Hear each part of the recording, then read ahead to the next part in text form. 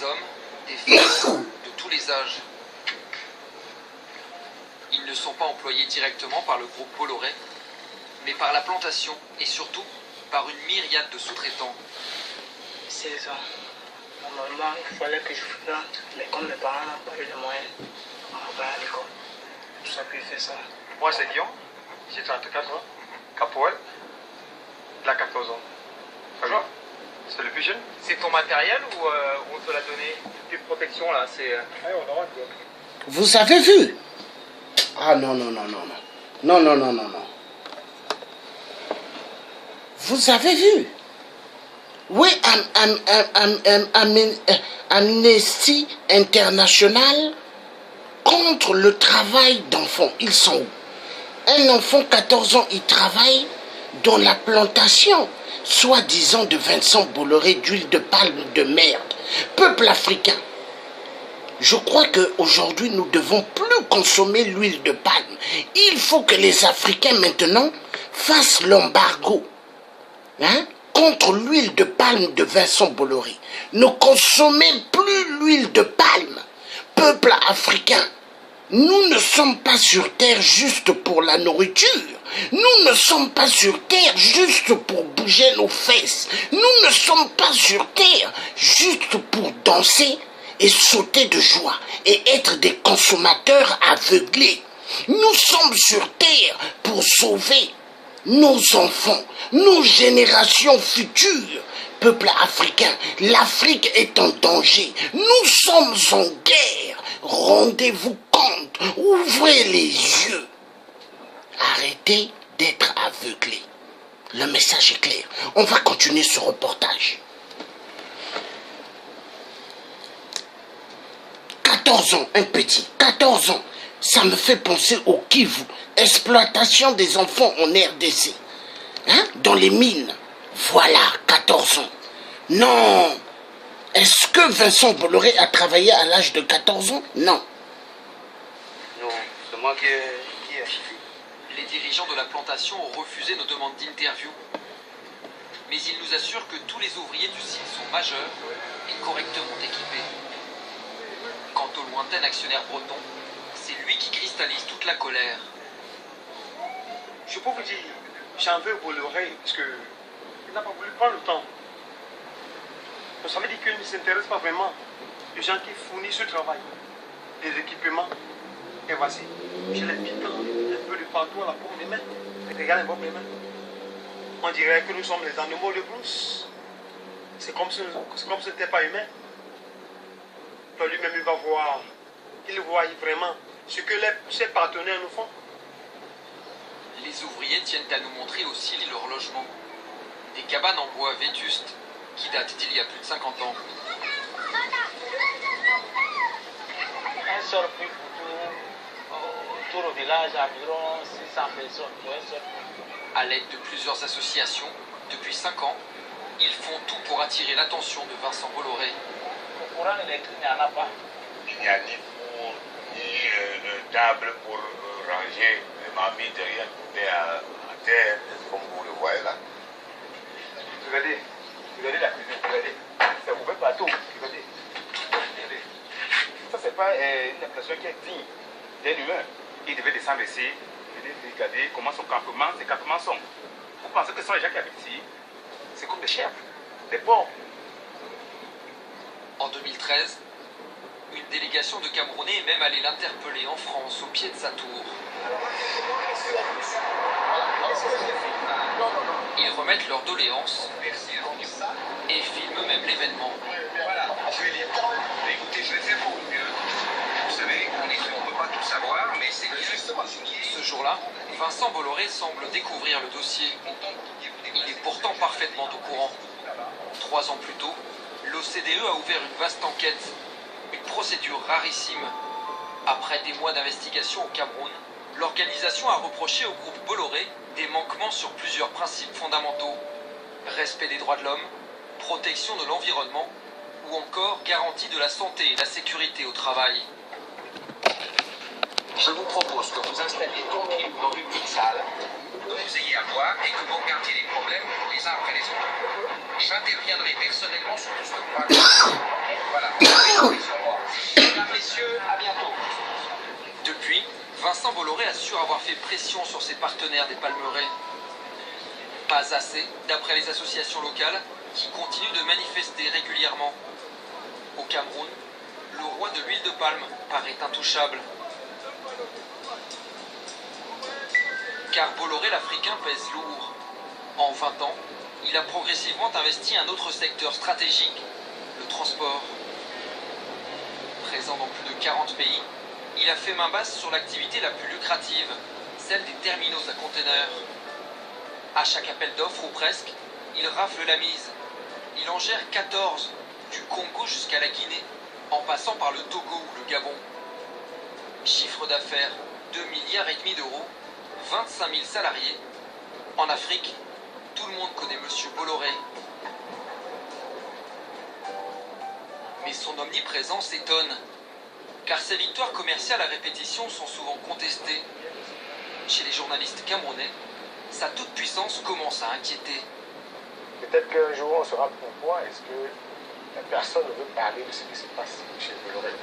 On ne crache pas sur ce que Bolloré apporte à l'économie camerounaise. À un moment donné, il faut faire participer d'autres acteurs. Qu'une seule personne contrôle tous ces ports au Cameroun, en Côte d'Ivoire, c'est normal que ça passe pas au Cameroun. Bolloré a l'intelligence de son talent. C'est-à-dire qu'il a l'expertise, mais également il a le relationnel. Donc les deux jouent en sa faveur, forcément. Donc il sait tisser les liens, les entretenir, non? C'est ce qu'on dit. Je ne suis pas son collaborateur, je ne suis pas contre lui. C'est ce qu'on dit. Et donc Bolloré, c'est un effort, il est très fort. Bolloré l'invincible vient de nouveau de réaliser un joli coup de maître. C'est l'histoire du port de Kribi. Un terminal à conteneurs tout neuf, le futur plus grand port de toute cette région d'Afrique. Encore une fois, attribué aux Bretons. Nous avons retrouvé le rapport de la commission d'appel d'offres. Surprise, elle avait en fait rejeté le dossier défendu par Bolloré. En caméra cachée, l'un de ses membres, un représentant de l'État, est formel. Dans le classement, qui est numéro 1, qui est numéro 2, qui est numéro 3?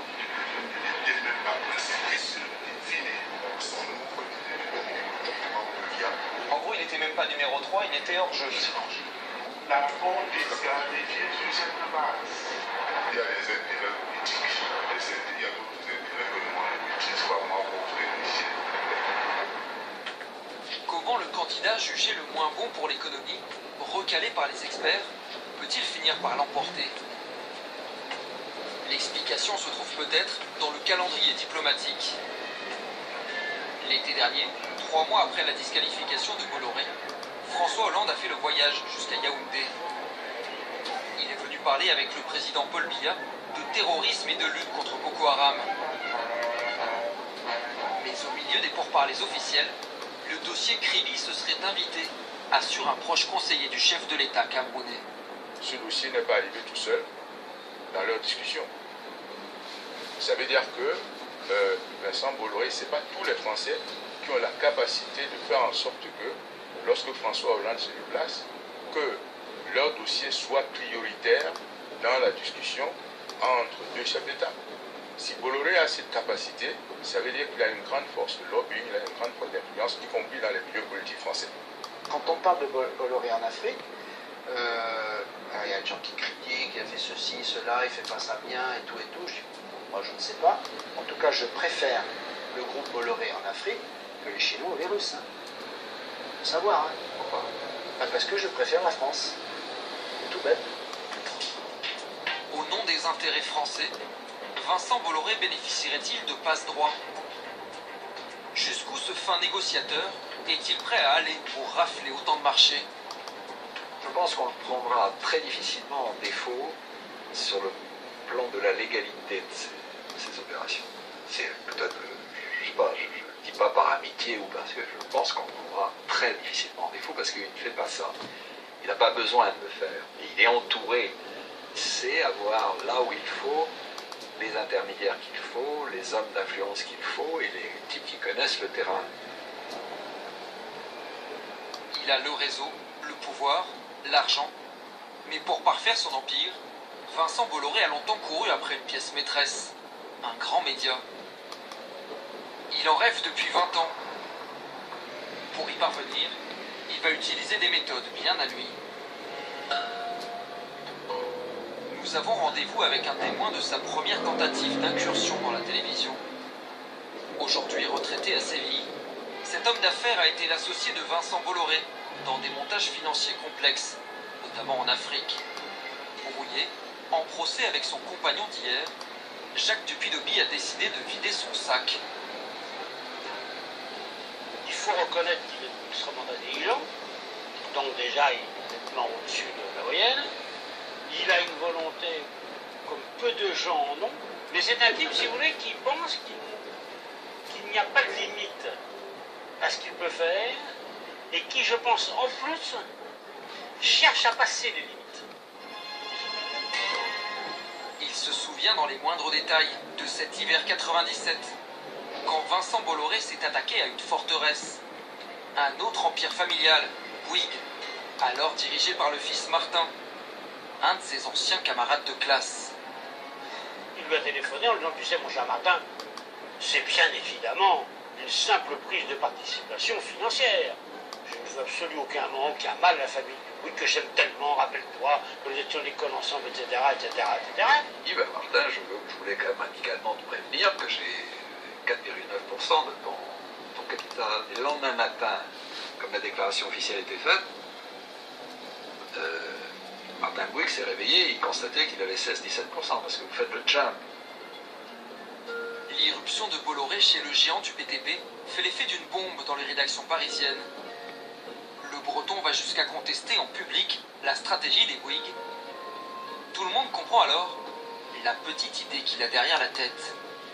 Quand Vincent Bolloré fait ce raid, attaque pour essayer de croquer le groupe Bouygues, la seule raison, c'est que ça le groupe Bouygues a une limite. Il y a TF1. Il rêve de mettre la main sur TF1. La première télévision d'Europe, 20 ans avant Canal+, le futur magnat des médias s'imagine déjà patron d'une grande chaîne. Pour cela, il aurait contacté Jacques Dupuy-Dobby. Cet ancien bras droit du père, Francis Bouygues, connaît par cœur la nouvelle proie de Vincent Bolloré. Nous nous rencontrons à Bruxelles et il me propose, aux conditions qui seront les miennes, de l'assister. Nous passons des heures ensemble. Et je lui explique comment fonctionne le groupe. Par exemple, quels sont, si vous voulez, les rapports entre les fils Bouygues, Martin, Guillet, et les grands cadres de Bouygues. Il veut savoir, par exemple, qui est le lait. Il veut savoir exactement quels sont les ressorts de le lait. Jacques Dupuy-Dobby ne sera pas le seul à travailler sur le dossier. En toute confidentialité, un ancien policier va mener une enquête parallèle pour tenter de déstabiliser Martin Bouygues.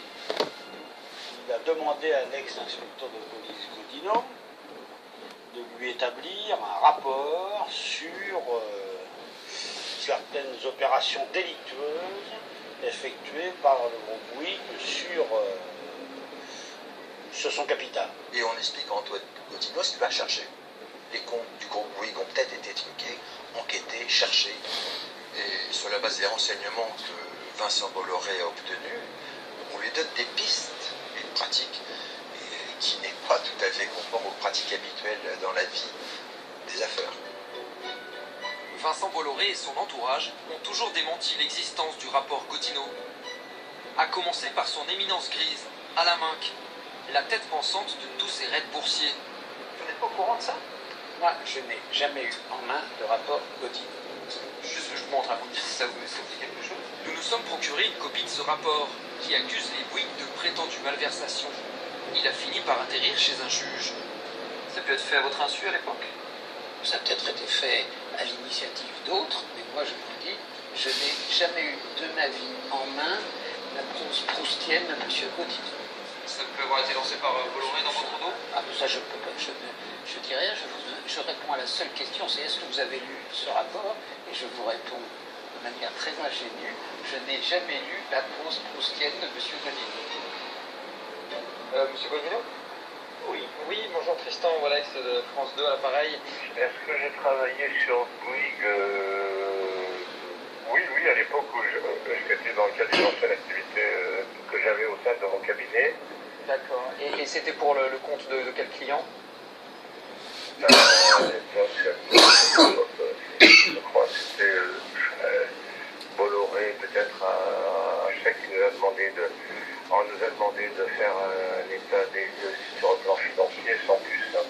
quel intérêt pour M. Bolloré d'avoir ce rapport? D'abord un moyen de chantage sur ma copie.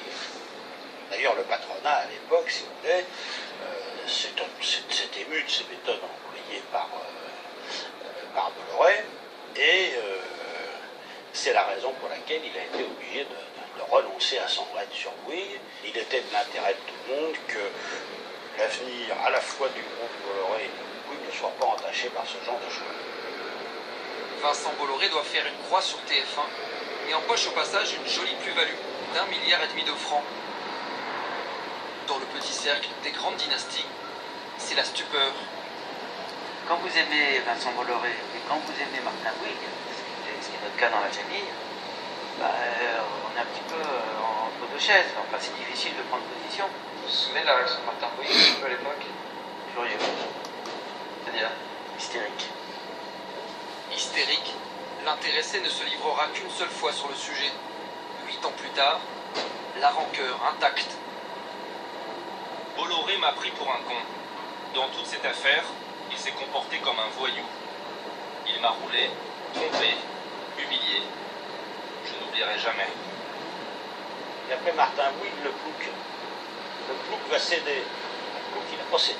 Le plouc a renvoyé Bolloré dans ses buts. Sans conteste, il est l'un des chefs d'entreprise les plus médiatisés de l'année. Et l'assaut raté contre Bouygues va lui coller à la peau. L'homme d'affaires breton, turbulent, tenace et persévérant. Dans la presse, l'image de l'industriel modèle des années 80 s'éloigne. Place aux prédateurs. Raid et OPA hostile. Il a gagné 800 millions de francs en un mois. Bolloré impose une nouvelle manière, plus brutale, de faire du business. Il a tout misé sur le groupe Paltais et tout revendu au bon moment. C'est vrai que nous menons notre politique en fonction de ce qui nous semble juste. Et parfois, ça vient déranger les situations. Les mecs ont peur sur la place pour parler comme des ténors. Les types se disent un jour il va rentrer dans mon capital, je ne le verrai pas rentrer. Il y en a très peu qui peuvent faire ça. L'ogre Bolloré collectionne les milliards, mais toujours pas de médias. 7 ans après l'échec TF1, il va jeter son dévolu sur un autre géant de la communication. La voisine de la tour Bolloré.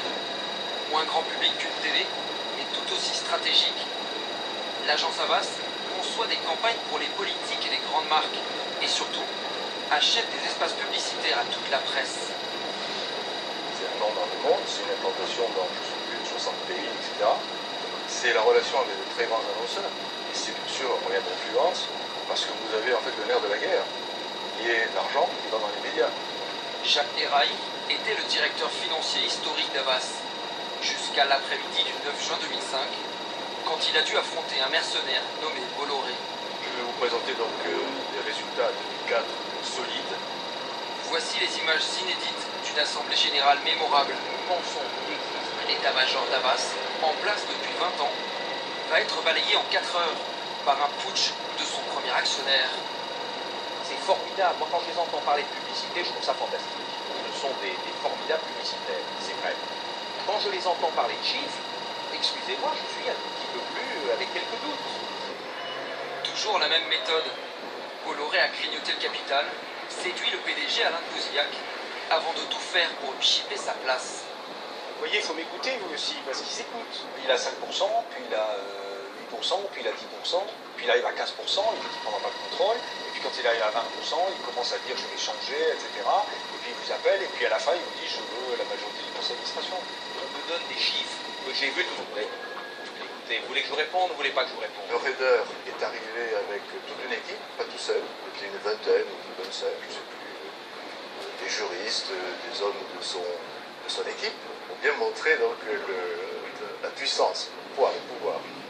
Je suis pour que Havas et écoutez, franchement, soyez raisonnable. L'AG vire au référendum pour ou contre Bolloré. Ayez l'intelligence et le courage d'écouter. Les votants, les petits actionnaires, connaissent sa réputation sulfureuse. Je veux simplement poser une question à M. Bolloré. Pouvez-vous nous assurer aujourd'hui et maintenant vous n'aurez pas à vous comporter chez Havas comme vous vous êtes comporté chez Bouygues? Vous voyez, c'est intéressant parce qu'on dit que c'est moi qui invective. Là, Vincent Bolloré s'est levé Because he never did it et pour répondre à la question, a fait une gestuelle qui a consisté à monter sur la scène. C'est assez rare. Ça n'est pas de loup ni d'Arcador, ne vous inquiétez pas. Vincent Bolloré dans son exercice favori. Comme 25 ans plus tôt dans les papeteries, seul face à une foule hostile qu'il faut séduire. Je vous ai indiqué ce que j'étais, qui j'étais, pourquoi j'étais là. C'est pas la peine d'aller faire des des machins. Vous savez, ça fait 35 ans que je travaille. Ce groupe, je l'ai hissé là où il est. Moi, j'étais venu pour voir ça en ami, en allié, en curieux aussi. Bah, ça a été un moment assez fort où on a vu là la capacité d'un homme de retourner une salle et de retourner certains actionnaires.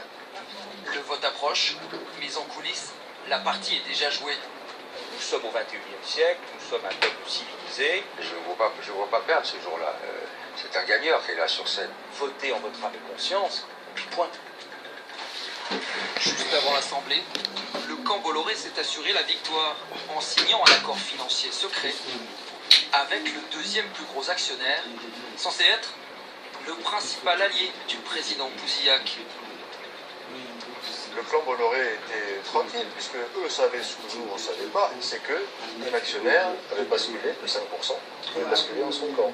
Donc lui, le vote ne posait aucun problème. Il savait d'avance qu'il avait gagné. C'est le matin même qu'il y a eu un pacte. Le matin même, on a bouclé un accord d'actionnaire qui a donné le contrôle, oui, il n'y avait pas de problème.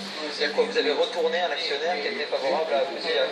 Oui, mais enfin, je dis qu'il a fait pas mal de gens, c'est qui pensaient qu'il a compris qu'il avait gagné de l'argent avec la gestion Bolloré. Les hommes de Bolloré sont élus. Vincent Bolloré qui est élu. Les cadres historiques d'Havas réalisent alors qu'ils sont tombés sur plus malin.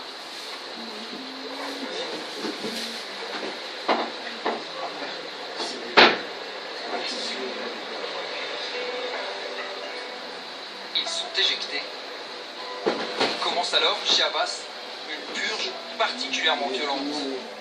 Peu importe les 30 ans d'ancienneté d'Alain de Bouzillac, pas question de lui verser ses indemnités. L'ancien PDG voit alors fleurir les articles qu'il accuse d'avoir pioché dans la caisse. Donc on découvre dans la presse qu'on va être mis en garde à vue, qu'on a utilisé l'avion de la société à des personnel, qu'on a appliqué les bouteilles de Bordeaux à la cantine, qu'on a envoyé des bouquets de fleurs qu'on a fait facturer par Havas. Des plaintes au civil, au pénal. En tout, 7 ans d'enquête, 12 procédures. Résultat, on a gagné, dans le fond, tous nos procès. C'est-à-dire que toutes ces accusations étaient fausses. Tout était faux. même tarif pour le directeur financier Jacques Eraille, viré pour faute grave avant d'être blanchi. Pour lui, cette cabale judiciaire et médiatique avait un but bien précis. Vous avez un avocat qui a convoqué les journalistes pour dire qu'il lançait des procédures pénales contre Bouzillac, Eraille et Kézak. Que ces gens-là avaient détourné des dizaines de millions, que c'était des escrocs, des bandits, malfaiteurs. C'est honteux. Et c'était bidon. Et les tribunaux ont jugé que c'était bidon. Je ne vois pas d'autre intérêt que d'essayer de créer l'exemplarité. Ceux qui résistent, voilà comment je les traite. Donc si vous voulez vous taper 9 heures de perquisition, 42 heures de garde à vue, et être pollué pendant 7 ans par une procédure avec des avocats qui honteusement vont déclarer n'importe quoi à la presse, si vous voulez tout ça, résistez-moi. La purge est finie. Vincent Bolloré peut désormais faire avancer son armée de fidèles. Comme PDG d'Havas, il a fini par placer son propre fils, Yannick. La famille et les copains d'abord. Pour rentrer chez Bolloré, mieux vaut être une personne de confiance ou de réseau. Comme les plus grands flics de France, René-Georges Kerry, ancien patron de l'anti-gang, Michel Roussin, ex-directeur de la DGSE, ou encore le fondateur du RAID, Ange Mancini. Vous, typiquement, pourquoi il fait appel à vous? Quelles sont vos compétences pour travailler pour Bolloré? Oh, je crois que c'est plutôt de l'amitié. En fait, on ne s'est jamais quitté. C'est quelqu'un qui est d'une fidélité absolue à l'amitié. Et depuis. Vos réseaux, vos carnets d'adresses, peut-être un petit peu ou... Ouais, je pense que son carnet d'adresses est largement supérieur au mien. Ah, c'était absolument pas une démarche intéressée. C'était, à mes yeux, quand j'y repense maintenant avec le recul, c'était une démarche de curiosité. une démarche d'intérêt. C'est Vincent Bolloré qui ne se concentre pas uniquement au monde de la finance, au monde de l'entreprise, et je reste enfermé dans mon milieu, non. Il est curieux de tout. Vincent est curieux de tout. Depuis très longtemps, il me disait, écoute, il faudrait qu'un jour tu nous rejoignes en groupe, c'est formidable, on est un camp de gitans, on fait des tas de choses, chacun y amène ses talents, son talent, ses capacités, ses compétences. Donc le groupe Bolloré, c'est un camp de gitans. C'est un peu ça, si vous voulez, c'est un camp de gitans. Il y a une chose, comme dans tous les camps de gitans, il y a le roi des gitans. Et tout le monde le connaît. Des soldats dévoués et un roi des gitans qui a besoin de tout contrôler. Serait-ce son secret pour être le chef partout, même quand il n'est pas le patron? En France, diriger plusieurs sociétés cotées en bourse est interdit. Mais Vincent Bolloré sait cultiver l'art d'être là, sans être là. Là où je suis opérationnel, c'est-à-dire sur le stockage d'électricité, je suis là. Là où je ne suis qu'au conseil de surveillance, je ne suis pas là. Si c'est ça votre question. Voilà. En tout cas, Servin, c'est pas moi. Chez Vivendi, c'est pas moi, contrairement à ce qu'il dit, je suis actionnaire. Chez Vivendi, maison mère de Canal+, le simple actionnaire va exécuter son traditionnel tour de passe-passe. L'an dernier, il rachète 14% du capital, puis met son nez partout. Sauf que cette fois, ce sera moins facile. Dans une entreprise en pleine lumière, et a priori pas disposé à laisser un actionnaire dicter sa loi. C'est la première fois qu'on voit un actionnaire en chair et en os, ça c'est sûr, qui détient personnellement une partie du capital de l'entreprise. Ça c'est la première fois. Et c'est évidemment aussi la première fois qu'il ne fait pas que passer dans les bureaux, mais qu'il assiste à des émissions, qu'il intervient sur les castings. Il n'est pas le patron, il n'est pas le patron exécutif. Or, il court-circuite tout. Toutes les règles ordinaires de gouvernance, c'est lui qui se comporte comme patron au CNFR et comme patron au sein de Canal. C'est même quasiment le rédacteur en chef ou le directeur de la rédaction. Il y a un an, pile poil, le vrai patron de Canal, c'était lui, Bertrand Méheux. Avec son nouveau copain, l'amitié aura duré 6 mois. Mécontent de la baisse des abonnés, l'actionnaire finira par avoir sa peau le 3 septembre. Une exécution en public. Le matin, en comité d'entreprise, Vincent Bolloré annonce la couleur. La haute direction d'une grande maison mérite un peu de terreur, un peu de crainte. 3 heures plus tard, il passe à l'acte. Il convoque les plus hauts cadres de la chaîne.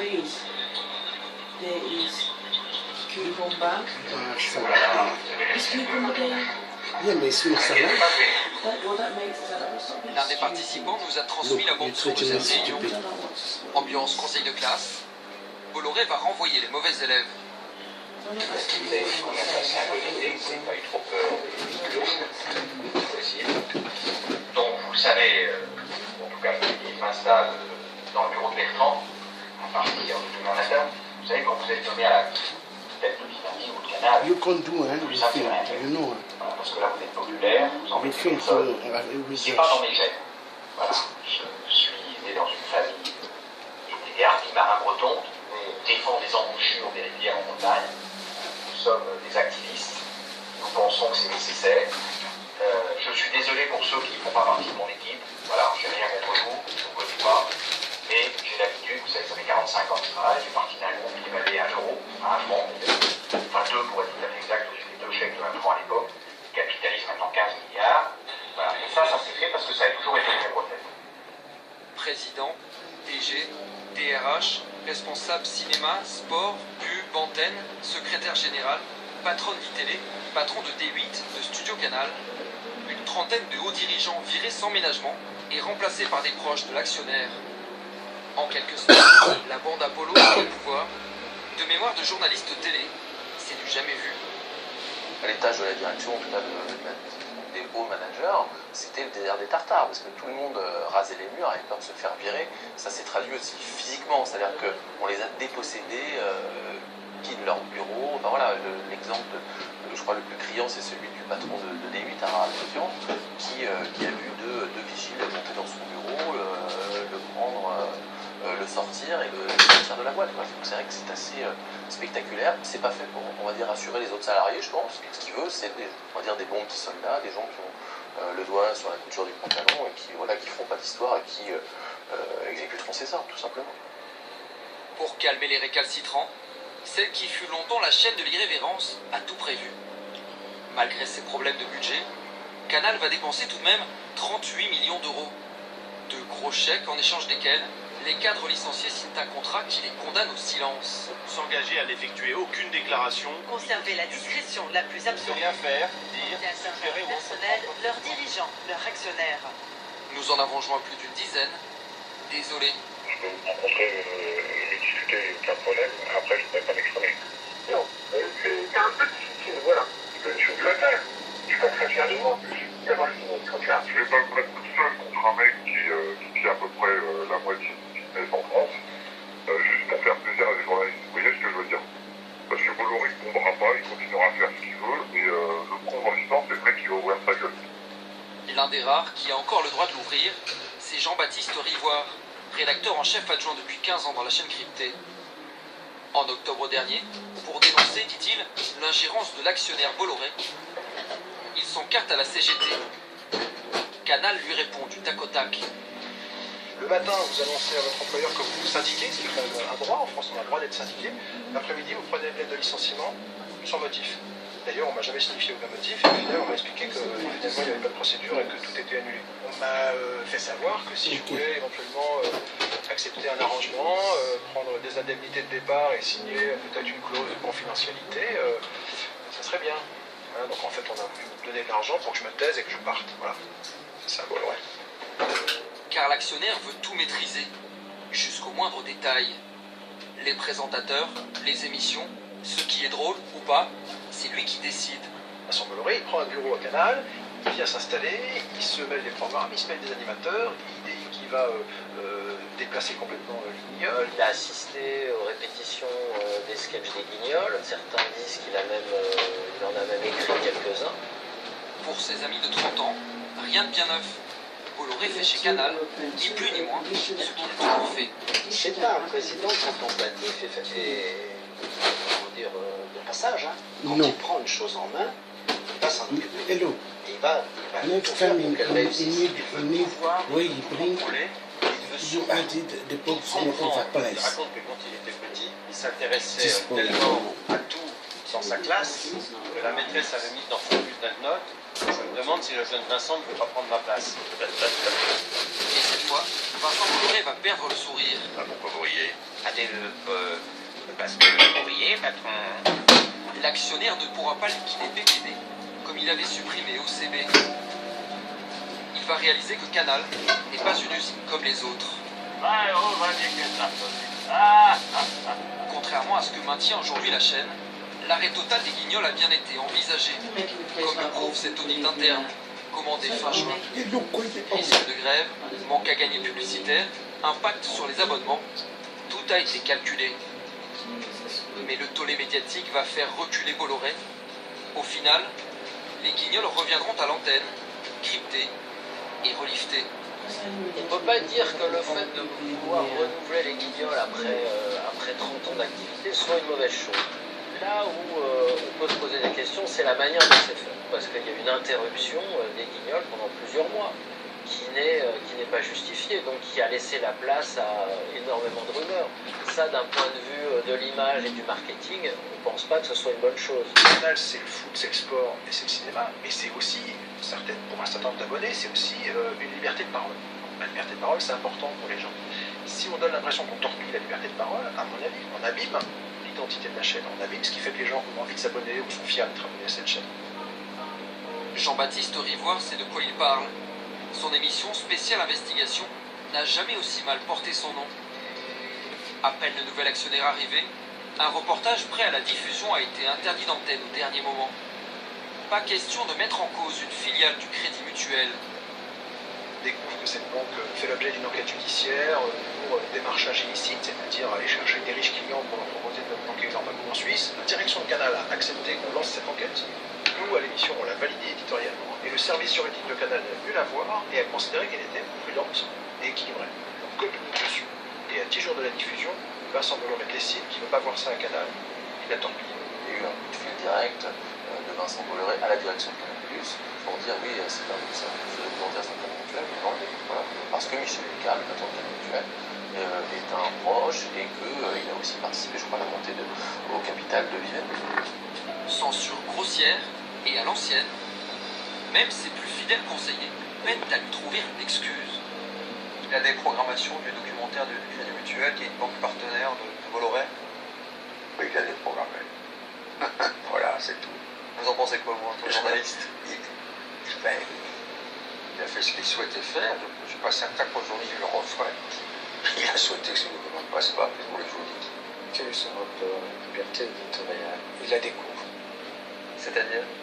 C'est très compliqué pour des gens qui ont la toute puissance des capitalistes de découvrir des univers où vous avez en face de l'argent et du poids que ça donne, des forces qui résistent, des irrédentismes, des comportements. Bolloré découvre l'esprit Canal, mais pour l'instant, c'est plutôt Canal qui découvre l'esprit Bolloré. La nouvelle direction l'a fait savoir. Il est désormais préférable d'éviter les attaques polémiques à l'encontre des partenaires actuels ou futurs. L'actionnaire a même fait passer la consigne en personne. Ah, il assume complètement, donc ça me surprend beaucoup. Il dit non, mais c'est pas du tout de la censure, il faut pas confondre ça, c'est de la connerie, et il défend une idée du journalisme, de l'investigation. C'est on dit pas de mal, et il le dit d'ailleurs, on dit pas de mal de nos associés, de nos clients, il emploie ce mot-là.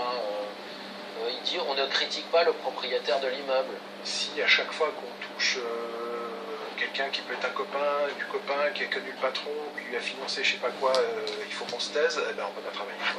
C'est pas possible, la promesse d'honnêteté vis-à-vis du public, elle est rompue, elle est violée, là il y a un vrai problème de confiance. Dès qu'on touche aux médias, on touche à un sanctuaire. Ça relève quasiment du sacré. Pour moi, le juge de paix, le seul élément qu'il faudra prendre en compte un jour, c'est dans quel état sera Canal dans un an ou deux ans. En attendant, c'est la crise. Et le patron, l'actionnaire, va réagir comme à son habitude. Avant Noël, pour tous les salariés du groupe, de Canal à ITV, il a préparé un petit cadeau. Ah, j'avais pas vu, wow, c'est impressionnant, hein, les lettres rouges là. Rendez-vous à l'Olympia, propriété de Vivendi. Vous allez voir quel spectacle aujourd'hui? Le spectacle de Vincent Bolloré. Atmosphère plutôt tendue. Bonjour, elle est comment l'ambiance à Canal? Elle est comment l'ambiance à Canal? Moi je viens voir le retirage. Non, là, rien à voir. C'est un peu d'improvisation, je crois. Même les comiques de la chaîne rient jaune. Mets mon espoir dans le Seigneur, je suis sûr de sa parole. Comme jadis dans les papeteries, comme chez Havas, Bolloré va jouer son one-man show. Nous nous y sommes glissés. C'est vrai que quand je lis les articles, j'ai l'impression de me retrouver dans une série télé un peu moyenne. Il y a un psychopathe qui est arrivé dans une pension de famille. Le psychopathe, c'est moi, la pension de famille, c'est vous. Et le psychopathe, sans savoir exactement pourquoi ou qui, tue régulièrement, brutalement un certain nombre de gens. Du rire et de l'argent. L'actionnaire promet d'investir 2 milliards d'euros. Il y a même la séquence émotion. Face aux inquiétudes, l'air grave, il sort son joker, sa dynastie. 6 juin 1944, le général de Gaulle est prévenu à 1h du matin par Winston Churchill que le débarquement va avoir lieu. 177 Français. Premier kangourou de Paris. Dans ces 177 Français, de ma famille. C'est aussi bâti pour les vérités. Dans son corps, on continue à faire de la censure. Je suis contre la liberté de la presse. J'aimerais rappeler les faits d'armes. Même chez Canal l'impertinente, la magie Bolloré fait des miracles. C'était très bien fait. C'était très bien, très bien. On était en train de débriefer justement. Mec, putain, je sais pas. Franchement, je pense que c'était pas lui, à mon avis, c'était le vrai Laurent Gérard qui était sur scène. Il s'est fait passer pour Bolloré, tellement le mec était bon. Vraiment rassurant, là. Un grand orateur. C'était de la bombe, mec. C'est le meilleur stand-up que j'ai vu de ma vie. Ça pourrait paraître un peu superficiel, mais lui, il a de la méthode et on sent que c'est nourri de quelque chose, tout ce qu'il dit. Vous savez, vous avez un patron qui arrive, qui dit je vais remettre de l'argent, je vais développer la boîte, à 80% ça séduit les salariés, c'est compréhensible. Nous on a un petit problème en termes de journalisme, c'est que l'information est Bolloré, apparemment ça fait deux. pour le reste, ils peuvent faire une chaîne avec une information manipulée ou censurée, je veux dire, ou pas en faire du tout. Il aura quand même une chaîne de télé. Hein. Mais pourquoi alors vouloir à tout prix contrôler une télévision? Revenons en arrière. Il y a 10 ans déjà, il a dirigé une chaîne en étant l'un des pionniers de la TNT. Bonsoir, bienvenue sur Direct 8. Bonsoir, bienvenue sur Direct 8. Vincent Bolloré. Une télé qu'il avait créée de toutes pièces avec son ami Philippe Labro. Cela fait 20 ans en France, il n'y avait pas une nouvelle chaîne gratuite. Ça me rappelle des moments formidables. On avait vraiment un peu le trac, mais en même temps, on avait l'impression que tout nous était ouvert. Vous êtes en direct, vous êtes en direct toute la soirée. On a passé des nuits et des jours ensemble pour tout préparer. À l'époque, le chef d'entreprise se lance aussi dans l'aventure des gratuits. Et quoi de mieux que sa propre chaîne pour l'annoncer? Bienvenue Vincent Bolloré, bienvenue chez vous. Eh ben, vous êtes très gentil, bravo pour votre journal, c'est vraiment bien. Hein. Vous venez pour un scoop aujourd'hui, vous venez nous montrer en avant-première quasiment la une de Directoire, qui est une révolution dans le monde de la presse en France en tout cas. Alors, c'est le premier gratuit du soir. Des médias dans lesquels il est question d'actualité, un peu, et des activités de Bolloré, beaucoup. Nous avons récupéré plus d'une centaine d'articles. Pour les commenter, une ancienne de Direct Matin. C'est dans cette rédaction de Bolloré que Valérie Zoido a démarré sa carrière de journaliste. Autolib fête 1 an de succès, Autolib confirme son succès, nouveau style pour Autolib, Autolib mode d'emploi, Autolib version américaine. Mon mari et moi sommes conquis à la maternité grâce au Autolib.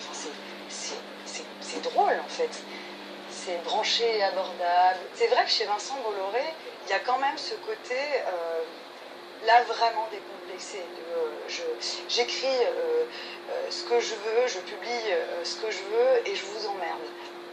La journaliste se souvient qu'il fallait à tout prix soigner les partenaires de Bolloré, comme par exemple la RATP. On me demandait qu'est-ce qu'on a aujourd'hui sur la RATP, il faut absolument que on sorte aujourd'hui un article sur la RATP quand il n'y avait absolument pas d'actu. Je me souviens que c'était le cauchemar du chef du service Île-de-France de l'époque, parce qu'il disait mais je sais plus quoi raconter, moi sur la RATP je crois que j'ai tout raconté. Autre client des médias Bolloré, les chefs d'État africains, régulièrement à la une. Comme le Camerounais Paul Biya, qui a eu droit à son hagiographie corrigée en direct depuis la tour Bolloré. Son auteur s'en souvient. En fait, il devait y avoir une interview qui finalement n'a pas eu lieu. Et du coup, on a quand même fait un article très gentil. Et article gentil, ça veut dire quoi? Ça veut dire qu'on a enlevé les passages sur les problèmes de droits de l'homme. J'ai fait beaucoup de chefs d'État pour leur montrer qu'on s'intéressait à eux quand ils passaient à Paris, mais qu'ils ne sont jamais passés à la télé pour Direct 8. C'est-à-dire qu'en gros, vous faisiez des fausses interviews, c'est ça? Bah non, parce que c'était des vraies questions que je leur posais, mais on ne les diffusait pas. Le but, c'était de leur montrer qu'ils étaient importants, qu'on leur envoyait une équipe quand ils arrivaient, quand ils étaient à Paris. Bolloré, ils ne se rêvent pas en homme de presse, c'est pas une fin en soi, les médias. C'est un outil pour faire ses affaires. Sur ce sujet non plus, pas de réponse du groupe. Bolloré, l'entrepreneur multicasquette, se serait-il emparé de Canal et Vivendi dans une logique industrielle bien plus vaste?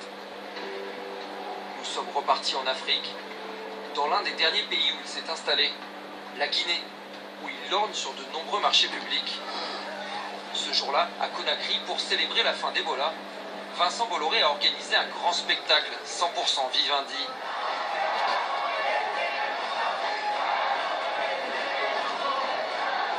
Devant les caméras de D17, la chaîne musicale du groupe Canal, des artistes Universal venus de tout le continent.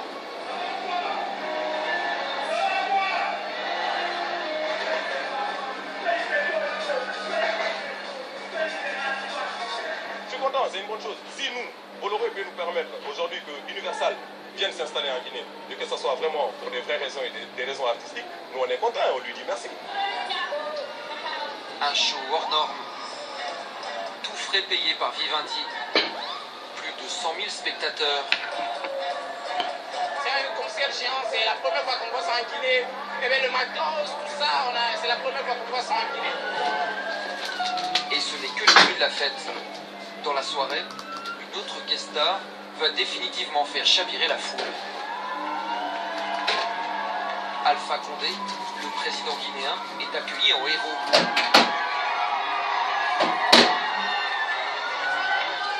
Les équipes de Bolloré lui ont réservé une place de choix, avec vue sur la Seine. Les Guinéens sont contents, nous sommes en train de faire la fête à notre président. C'est bon, tout le monde est content. Merci vraiment le professeur Alpha Condé de nous avoir organisé ce genre de concert. Vraiment, on est très contents. C'est lui qui organise le concert? Il me paraît que c'est lui qui a acheté des tickets parce que d'habitude, nous, on n'a pas l'habitude de voir des concerts gratuits comme ça. Le concert Vivendi prend des allures de meeting politique. Le président va jusqu'à s'offrir sur scène une ovation géante.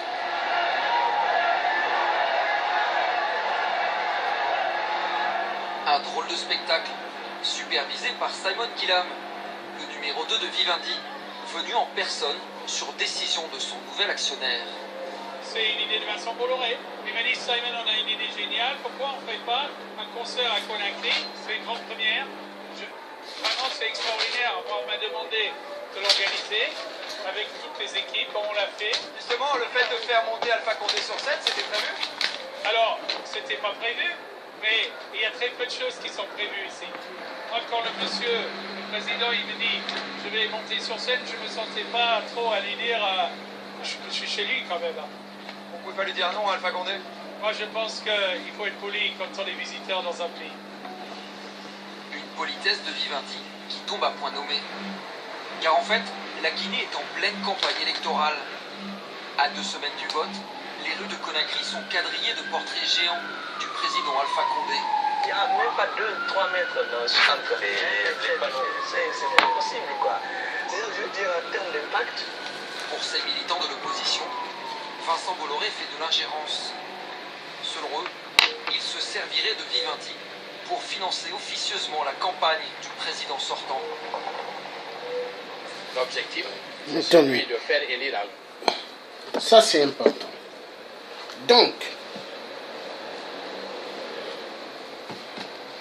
juste pour rappeler quelque chose, je vais continuer. Bon, vous avez entendu Vivendi, hein?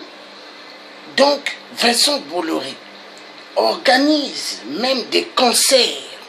Mais derrière, il y a une mascarade pour stopper l'opposition, hein? Et pour encourager des dictateurs d'être toujours en haut. Écoutez, Vincent Bolloré, est-ce que c'est une entreprise claire? Non. Est-ce que Vincent Bolloré dépasse Dieu qui a créé le ciel et la terre? Non. Est-ce que Vincent Bolloré dépasse nos femmes qui ont eu des enfants avec nous? Et est-ce que Vincent Bolloré dépasse? Non. Est-ce que Vincent Bolloré est le patron de l'Afrique? Non. Mais peuple africain, ouvrons les yeux. Ouvrons les yeux, il faut vite récupérer nos terres en Afrique. Nous sommes les propriétaires de nos terres.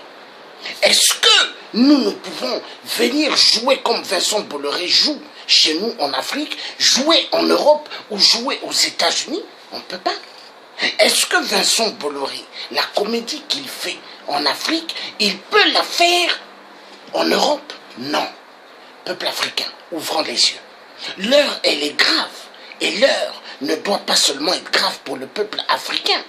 Exterminé, hein, violenté sexuellement, détruit à cause des pillages des minerais. Ouvrons les yeux. Alors, le groupe Bolloré, un groupe excessivement mafieux. Vous savez, Vincent Bolloré est un gang des gitans, le roi des gangs des gitans. Secondo, Vincent Bolloré, mafieux de la France-Afrique. France-Afrique, hein? Hein? Chez nous en Afrique. Secondo, même dans la justice française, Vincent Bolloré, il veut contrôler les gens qu'il envoie en justice, il veut les écraser. Parce que Vincent Bolloré se prend le Superman de la destruction de toute vie. Il faut ouvrir les yeux. Hein. Vincent Bolloré, il veut montrer que lui, il est partout. Secondo, Bolloré tue les emplois en France. Est-ce que Bolloré apporte beaucoup en France? Est-ce que Bolloré, le capital Bolloré, l'entreprise Bolloré, participe au bien des populations françaises? Non. Vincent Bolloré, son entreprise est une entreprise mafieuse qui est là uniquement pour les friqués, les bourgeois. Vincent Bolloré, son entreprise n'est pas là pour le peuple français, ni pour les peuples africains résidant en France ou d'autres étrangers. Non, Vincent Bolloré est un mafieux. Il faut ouvrir les yeux, peuple africain. L'heure ne doit plus être grave pour nous, mais l'heure doit être grave pour le tricheur de tricheurs, mafieux des mafieux, voleur des voleurs, Vincent Bolloré.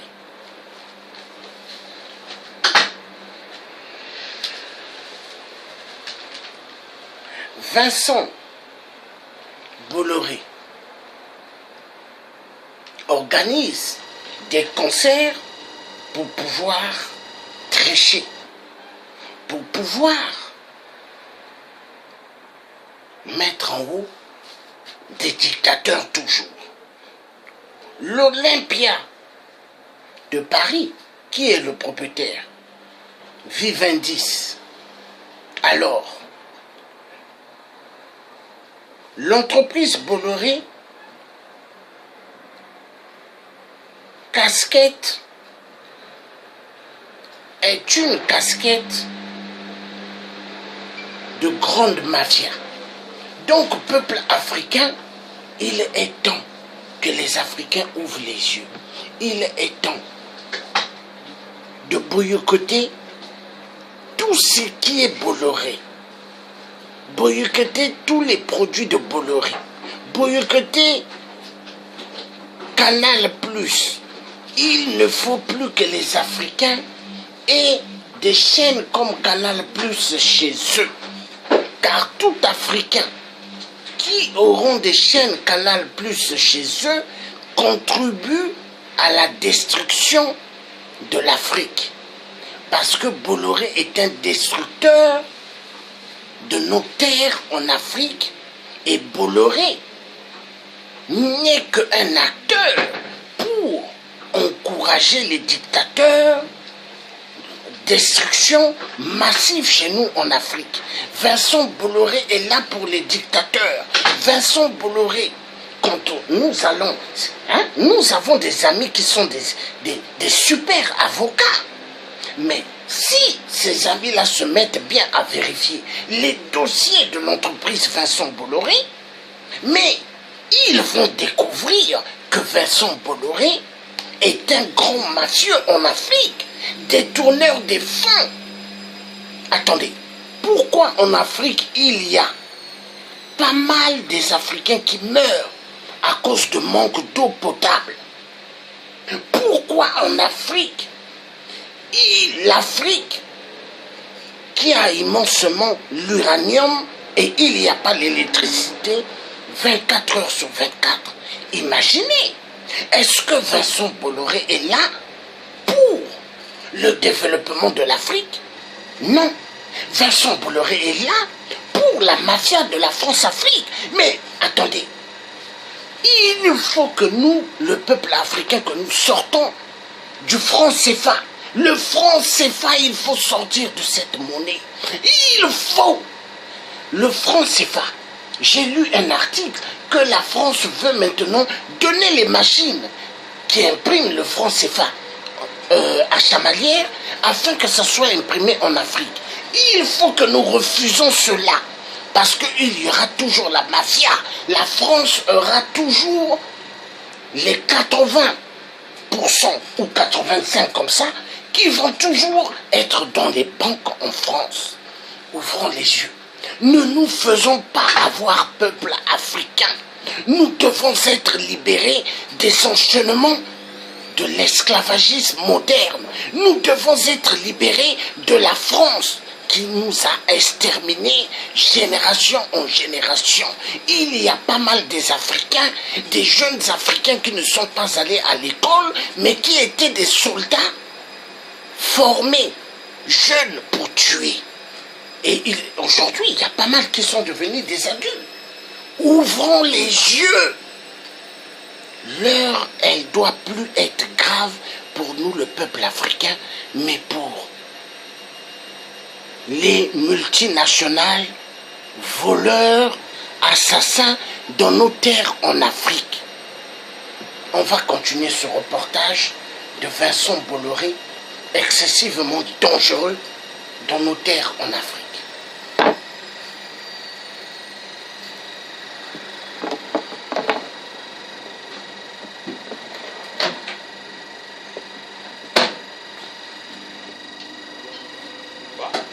Alpha est élu, et puis bon, c'est des projets de développement dans le secteur des transports, et que Bolloré puisse les avoir, et puis selon des contrats gré à gré. Ils sont d'autant plus remontés qu'il y a 5 ans déjà, Vincent Bolloré avait décroché un marché à 500 millions d'euros dans les transports, juste après avoir aidé Alpha Condé à parvenir au pouvoir.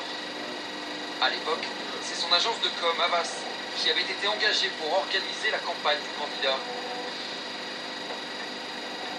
Même le biographe officiel de l'industriel avait été réquisitionné pour l'occasion. Vincent m'a demandé si j'acceptais de faire un entretien avec Alpha Condé. J'ai fait. Ça a été sûrement un bon point pour Vincent Bolloré.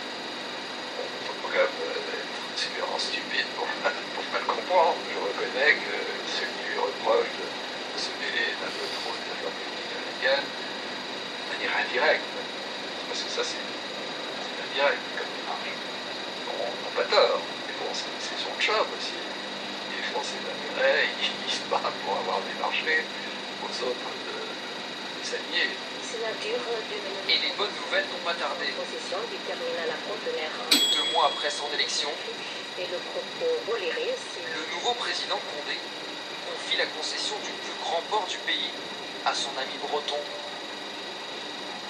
L'opérateur en place, un autre Français, Necotrans, qui 2 ans plus tôt avait remporté l'appel d'offres contre Bolloré, est expulsé par l'armée. Il y avait des autorités militaires, des gendarmes qui étaient postés devant mon bureau, qui étaient postés au point aussi. On était sortis depuis presque 20 minutes plus tard. C'était très compliqué en fait. C'était surtout les explicables.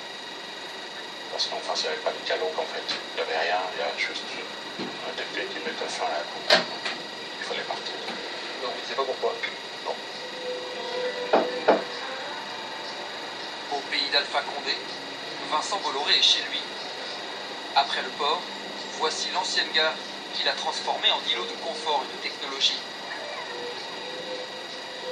En Guinée, où les 3/4 des habitants n'ont pas d'électricité, il offre des salles climatisées, des ordinateurs tout neufs, le Wi-Fi haut débit. Le tout est alimenté par ces fameuses batteries expérimentales conçues en Bretagne. C'est pas juste une zone voilà, culturelle, parce que même il y a un sport éducatif, mais il y a aussi ce côté qu'il ne faut pas oublier, qui est la solution, qui est cette expérimentation de la nouvelle technologie. C'est la même technologie qu'on retrouve aussi pour l'autolib, pour les bus, pour les trams. Non seulement il y a la connexion qui coûte moins cher, mais aussi il y a Mediatek, il y a Bibliothèque. Franchement, c'est un endroit unique, c'est ce qui nous manque en Afrique. Merci beaucoup, M. Bolloré. Continuez à nous aider de travailler partout en Afrique et de mettre beaucoup de choses en Afrique permettant aux Africains de développer leur pays. Au milieu de ce Bolloré. Vous avez vu?